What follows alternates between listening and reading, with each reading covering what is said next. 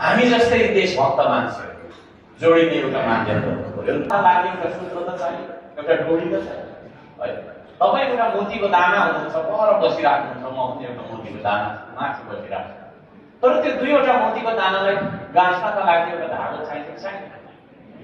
त्यो धागो हो श्रम संस्कृति पार्टी है। म तपाईँहरूलाई त्यो भन्न चाहन्छु, यो तपाईँको हो, यो हर्क साम्पाको होइन। हर्क साम्पा म पनि चिन्दिनँ को हो हर्क साम्पा, को हर्क साम्पा है, जसले पनि हर्क साम्पा भनेको छ है। म जस्तो त लाग्दैन त्यो, तर हर्क साम्पा भनेको एउटा आवाजको नाम हो क्या।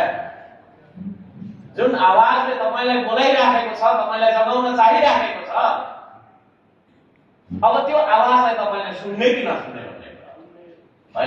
ठुलो कुरा यस्तै नाचेका कि सुनेका मलाई पनि आउँछ 5 घन्टा बोल्छु भन्ने तपाईँलाई लाग्छ भने फेरि प्रब्लम हुनेवाला छैन है। हामी कमिला त बाँकी बनेर हेर्छौँ हो, पहिलो कमिलामा हो, तर म तपाईँ जत्रै छु र तपाईँ जस्तै छु। तपाईँभन्दा ठुलो यत्रो टाउको भएको छुइनँ म है। तपाईँभन्दा सानो पनि होइन, तपाईँभन्दा ठुलो पनि होइन। तपाईँ जत्रै कमिला हो, तपाईँ जस्तै कमिला हो। हामी एक लाइनमा हिँड्नुपर्छ। तितर बितर भएर हिँड्यौँ भने हामीले गन्तव्य पहिलामा सक्दैनौँ। त्यही हलले हाम्रो जीवन बितिराखेको आजसम्म हाम्रो जीवन बितेकै त्यसरी हो। सबै मान्छे बाटो भइदियो है, ठिक छ, हामी सबै बाटै हो। तर एक ठाउँमा आएर देशको लागि काम गरौँ न, लाइनमा लागेर काम गरौँ न, यति भने हो मैले। यहाँ कोही मान्छे लाडा छ भने होइन मैले है। तपाईँलाई मैले 2-4 कुरा सुनाउनु पर्ने, तपाईँले मेरो कुराबाट सिक्नु पर्ने, पढेर जानुपर्ने भन्ने होइन, तर काम चाहिँ सँगै गरौँ त भन्ने मात्र मेरो आह्वान यो रहेको कुराको जानकारी गराउन चाहन्छु। यहाँ सबैजना धेरै कुरामा हामी फरक छौँ। हाम्रो श्रम संस्कृति पार्टीले भोलिको दिनमा बहुमत प्राप्त गर्यो भने छातीमा हात राखेर जन्मभूमिलाई भोगेर कसम खान्छौँ, माटो छोडेर हामी प्रत्यक्ष कार्यकारीको चुनाव गराउँछौँ। पहिलो सदनमै हामीले पास गर्छौँ है। दलपन्थदेखि वास्तविकता लागेर पीडित भएको मान्छे हो है। कति थुनिए, कति कुटिए पनि, कति तपाईँको तिरस्कृत भए, बहिष्करण भएर बस्नु पनि पर्यो कुनै बेला। यस्तो किन भयो त भन्दाखेरि दलकै दादागिरीले भयो। त्यसो भएको कारणले गर्दाखेरि भोलिको दिनमा हाम्रो श्रम संस्कृति पार्टी जत्रो ठुलै भयो पनि हामी दादागिरी देखाउँदैनौँ। प्लिज, हामी दादागिरी देखाउँदैनौँ है। हामी खरो बोल्छ अन्यायको विरुद्धमा त फेरि खरै बोल्ने हो, तर दादागिरी देखाउँदैन। दादागिरी दलको दादागिरीले गर्दा मैले अघि भने आफै कुटाइ खाने, प्रहरीको गाउँ चाहिँ आफै खाने, आफै कुटाइ खाइराखेको छ। किन धुनिनु पर्ने भन्दाखेरि तैँले चाहिँ ठुलो मान्छेलाई चाहिँ औँला देखाउने, तेरो औँला लुगा लोगो चाहिँ काट्नु भन्ने खालको चाहिँ राज्य भयो। यो सबै दलको कारणले गर्दा हामी दल बनाउँदैछौँ, दलतन्त्रको अन्त्य गर्नलाई बनाउँदैछौँ। सही हो है, अन्त्य गर्नुपर्छ हामीले दलतन्त्रको। यस्तो एउटा तपाईँको चाहिँ के भन्ने सेक्रिफाइस, यस्तो एउटा चाहिँ तपाईँको होइन सेक्रिफाइस हामीले गर्दैछौँ।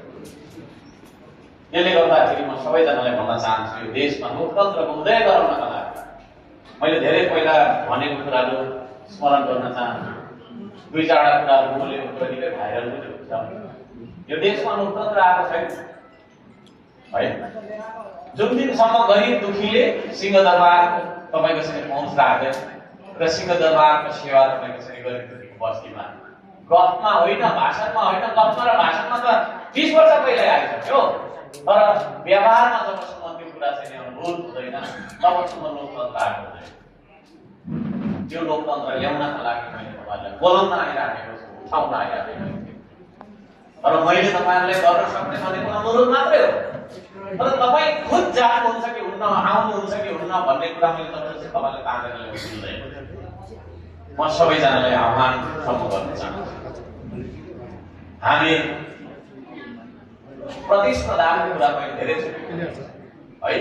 यहाँ पनि हुनुहुन्छ होला कति एमाले विचारधाराको हुनुहुन्छ होला, कोही कङ्ग्रेस विचारधाराको हुनुहुन्छ होला, तर सबै तपाईँको चाहिँ विचारधाराको मान्छेलाई हामीसँग मानै गर्छौँ है। बहस विषयमा तपाईँको तर्क वितर्क हुन सक्छ, त्यो खालको ठाउँमा छ, तर हामी कसैलाई विभेद गर्दैनौँ। हाम्रो प्रतिस्पर्धा सिर्फ चाइना र इन्डिया हो। अरू केही कुरामा होइन, विकासमा र सुशासनमा, श्रम र श्रमदानमा है उहाँले अग्रगति गर्नुभयो भने हामीले पनि अग्रगति लिन जरुरी छ, उन्नति गर्न जरुरी छ। त्यो हामीले पाउनुपर्छ है। एउटा चाहिँ सोभरेन नेसन भएको नाताले, एउटा चाहिँ सार्वभौम मुलुक भएको नाताले, देश भएको नाताले हामीले पनि हाम्रो देशमै धेरै कुराहरू गर्न पाउने हाम्रो अधिकारमा हुन्छ। त्यो अधिकार प्राप्त गर्नका लागि हामी श्रम गर्छौँ। त्यो श्रम गर्ने एउटा चाहिँ तपाईको चाहिँ हैन समाजको निर्माण गर्नका लागि, त्यो अभियान, त्यो महाअभियान चलाउनका लागि म तपाईलाई बोलाउन आइरहेको छु। म यहाँलाई यो कुरा गर्न चाहन्छु। तर कुनै पार्टीलाई नदोषौँ। दोस्दै जाँदा धरै आफ्नै तपाईको चाहिँ काका बडा एमाले हुन सक्छ, मामा कङ्ग्रेस हुन सक्छ। त्यो ठाउँमा तपाईँ हाम्रो सम्बन्ध नै बिग्रिन्छ है। मैले दुई चारवटा कुराहरू होइन सो विचार गर्छु, हामीलाई फुटाउनका लागि लगाइदिएको रहेछ जस्तो लाग्छ।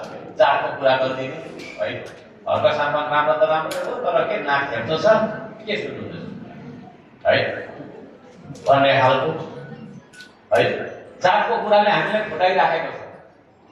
अनि जातले फुटेन भने पार्टी लगाइदिएको छ। आफैले जन्म दिने बाउ एउटा पार्टीको छ, छोराको पार्टी, जेठा दाजु एउटा पार्टीको छ, माइला भाइ पार्टी, अनि दुईजना बीच द्वन्द्व गराइदिएको छ। यसले गर्दा चाहिँ हाम्रो राष्ट्रिय एकतामा क्षति भयो। यसले गर्दाखेरि पनि हामीले गरी खान नसकेको भन्ने कन्क्लुजन हामीले निकाल्नुपर्छ। बोर भयो छैन, बोर हुन सक्छ, भयो भने छैन। अब जेनजी है, generation Z the youngest generation है, 28 वर्ष मन्दिरका भाइ भनिजा। त्यो जेनजीको नाममा आन्दोलन भयो। आन्दोलनले उपलब्धि गर्यो गरेन के भयो भन्ने बारेमा म यहाँ भन्न चाहन्न, तर यति हो कि सरकार निरङ्कुश हुँदैन भन्ने कुराको हैन पाठ चाहिँ हामीले राम्रो पढ्यौँ र भ्रष्टाचार गर्नु हुँदैन भन्ने कुरा पनि राम्ररी हामीले पढ्यौँ।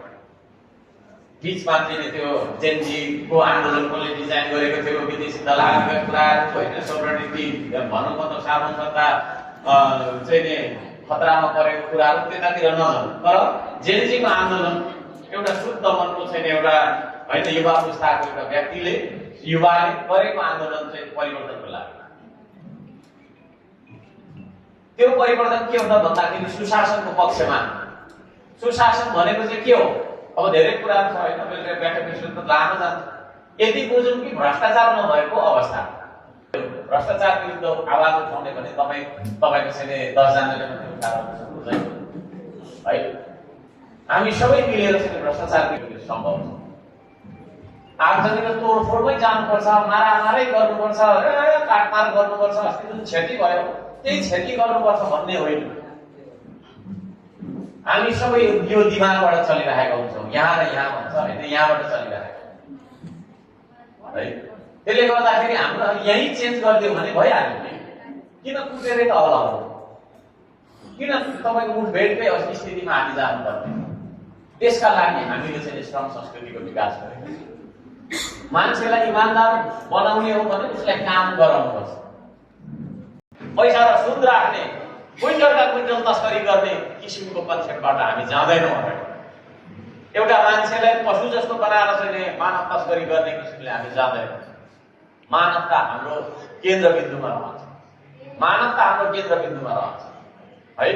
हामी असल मान्छे बन्ने कोसिस गर्छौँ र यो श्रम संस्कृतिले मात्रै एउटा बेइमान मान्छेलाई असल बनाउँछ भन्ने मेरो ठोकुवा हो है। यसले तपाईँको हामीलाई कुलौदेखि टाढा राख्छ। कति मान्छे श्रमदानमा हो, झन्डै 4 वर्ष उनीहरूको धरानमा रक्सी खाएर चाहिँ झन्डै बितेको मान्छेहरूले रक्सी छोड्नु हो श्रमदानमा आएर है। त्यो कुलतबाट छुट्ने पनि त रहेछ नि त श्रम संस्कृति, होइन है। कतिलाई निद्रै लाग्दैन, चुनाव पनि निद्रै लाग्दैन, के गर्ने अब काममा आइसकेपछि निदाउन थाल्यो। स्वास्थ्य भन्ने कुरा पनि रहेछ। श्रम गरिसकेपछि केही न केही उपलब्धि हुन्छ। अहिले यतिजना मान्छे गरेर तर बजार सफा मात्रै गर्यो भने पनि परिवर्तन आउँछ कि आउँदैन? यतै प्लास्टिकको बोतल थुप्रिरहेको होला त्यहाँ। श्रम गर्ने बित्तिकै परिवर्तन आउँछ, देखिन्छ। है कस्तो खालको श्रम गरियो भन्न लाग्ला। तर सानो भए पनि एउटा पुड्के मकै भयो भने के अरे फल्छ कि फल्दैन? त्यसले गर्दाखेरि त्यो श्रम गर्नुपर्छ भन्ने मेन्टालिटी हामीले चाहिँ नि बुझ्नुपर्छ भन्ने मलाई लाग्दछ। र अब अलिकति आरोप हाम्रो के दाइले पनि बोल्ने क्रममा अघि भन्नु हो। दाजु सुन्नुहोस् है, तपाईँको उत्तर मैले दिनुपर्छ। र उहाँले मात्रै होइन, सबैले हो। हल्क साम्पाङ धेरै बोल्छ, म धेरै बोल्छु त। हल्क साम्पाङ साँचो बोल्छ चाहिँ भन्नु न। ओ त्यो चाहिँ भन्ने हो क्या? साँचो बोल्छ र हल्क साम्पाङ साह्रो बोल्छ, सबैले सुन्ने गरी बोल्छ। यहाँ मैले भने सुन्नु है एकछिन है, मैले भनेको के बोल्यो बुझेन नि त। यहाँ मैले बोलेपछि परबाट पनि सुन्नुपर्छ, झन्डै धरानबाट सुन्दा पनि हुन्थ्यो। स्पिकर सानो राख्नु भएको छ है। साँचो बोल्छ, साह्रो बोल्छ, सत्य बोल्छ होइन, अरूलाई पनि सत्य बोल्नका लागि आह्वान गर्छ। राम्रो बुझ्नु है, हाम्रो देश किन बिग्रेको छ भन्दाखेरि यहाँ चाहिँ बदमासहरू मात्रै बोल्छ क्या, सज्जन मान्छे बोल्दैन। सज्जन त बोल्नु हुँदैन, बदमास पो बोल्ने हो त है। बदमास ठग चोर फटाएर बोल्ने हो क्या यहाँ त। सज्जन कहाँ बोलेको त्यस्तो बोल्नुहुँदैन। त्यो भनेको चाहिँ शब्द जाल हो। यो देशमा राणाहरूले हामीलाई बोल्न दियो? कल लेख्दा तपाईँको हात कलमी गरिदिन्थ्यो नि, गर्दैन थियो है। अहिले आएर तपाईँको छैन विभिन्न तिगडम लगाएर, अस्ति यो जेनजीको आन्दोलन कसरी सुरु भयो तपाईँलाई थाहा छ? सबैलाई थाहा छ। फेसबुक, टिकटक, युट्युबहरू सबै बन्द गरिदियो भने 26 वटा। त्यो भनेको के हो? बोल्नका लागि प्रतिबन्ध लगाएको। तपाईँ बोल्न पाउनुहुन्न, लेख्नु भनेको पनि बोल्नु नै हो क्या। अनि अरूले बोलेको सुन्नु हुँदैन है, सुन्नु हुँदैन भनेर भने हो। त्यसले गर्दाखेरि त्यो भयो। जब जब बोल्ने अधिकार र जब जब सुन्ने अधिकार माथि अंकुश लगाइन्छ, तब तब यो देशको शासन सत्ता उलटपलट हुन्छ। पहिला ज्ञानेन्द्र शाहले के भएर राजगद्दी गुमाउनु पर्यो तपाईँलाई थाहा छ? सबैलाई थाहा छ। फोन सोन सबै बन्द गरिदियो होइन, फोनै गर्न नपाउने, सबै कुरा बन्द गरेदेखि जब मान्छेलाई बोल्न दिँदैन नि, तब त्यहाँ विद्रोह हुन्छ।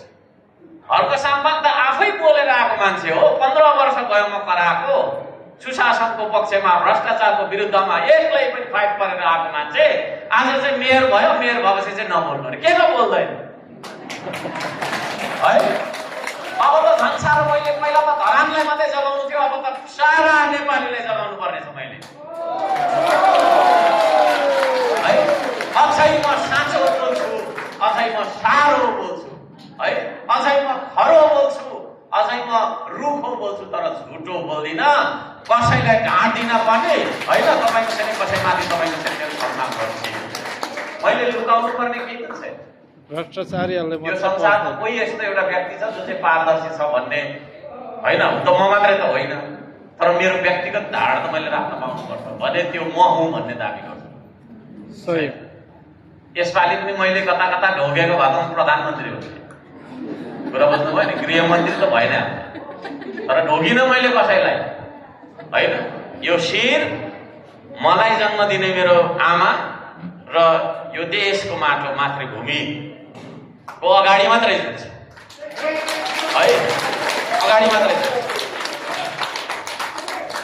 किनभने यो देश रहिरहोस्, यो देश चाहिँ पृथ्वी रहन्जेलसम्म नेपाल भन्ने छैन कुरो। देशको आर्थिक अवस्थाले गर्दाखेरि, यहाँ बस्दाखेरि भोकै मरिन्छ कि भन्ने अवस्थाले गर्दाखेरि, फेरि विभिन्न तपाईँको चाहिँ समयमा अब यो इतिहासको कुरा गर्दै जाँदा भने रिस पनि आउँछ, धेरै गर्दिन। सन्धि सम्झौताहरू भयो होइन, देशमा चाहिँ ब्रिटिससँग लड्दाखेरिको सन्धि सम्झौता भयो। त्यो सन्धि सम्झौतामा हाम्रो तपाईँ मेरो पनि बाबुहरू, तपाईँको चाहिँ दाइहरू लाउरे नै हो, बाजे लाउरे हो नि होइन। बाजे इन्डियाको लाउरे हो, तपाईँ जस्तै होइन। बाबु मेरो, मलाई भन्नुको मतलब